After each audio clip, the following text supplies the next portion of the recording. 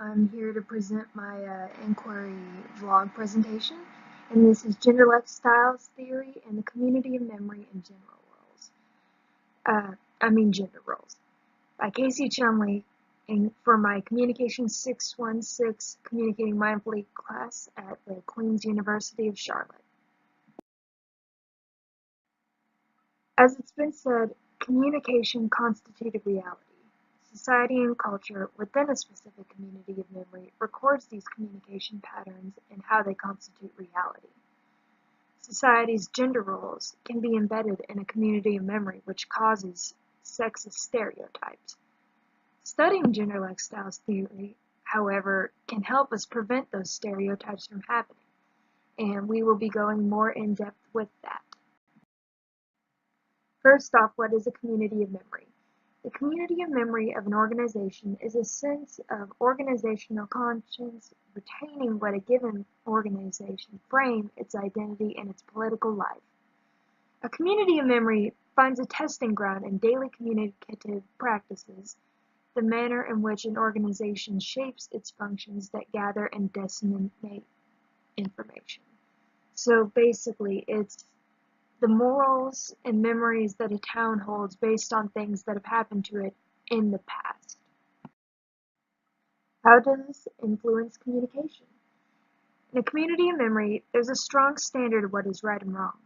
And when this has a negative impact, a community can cause stereotypes based on gender, such as men shouldn't show their feelings, women shouldn't strive for more in the workplace, etc. Those sort of gender roles.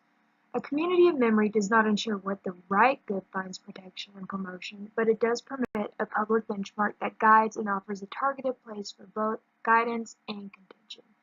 It could harbor sexist idealism, ignorance, and other hurtful emotions. This is what gender-like style theory is and how it can help prevent such stereotypes. Gender-like styles theory proposes that there are separate languages based on gender. The core of this theory explains how different set of linguistic features used by males and females develop through the gender acculturation process, and how these gender-linked language features function as identity markers for women or men in their social context. Basically, what that means is this theory shows that there are subtle communication differences between males and females. Here are some evidence of this. Men and women have small communication differences in vocabulary, body language, and verbal interpretations. For instance, women will often hint subtly toward what they want, whereas a man will simply just say it.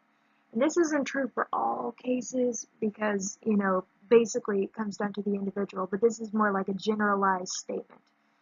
Knowing these differences could make communication easier. When awareness of differing ways of doing and knowing communicative practices becomes the common sense touchstone of our time, agreement shifts into patches of ground or fabric where people have common ways of doing and knowing. So how can we make this overall experience of communication a positive one? First off, we have to respect women and men should have, that should be a basic standard. Also, we must note that because of gender-like styles theory, sometimes genders communicate differently.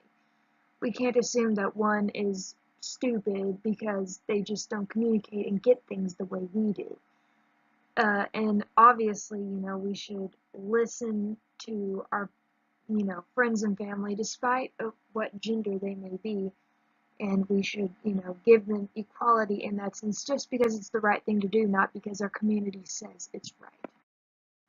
Gender does play a part in communication, and we should respect and empathize with others despite what a community tells us to do. Keeping this in mind could improve communication between genders in any community of people. Here are my references.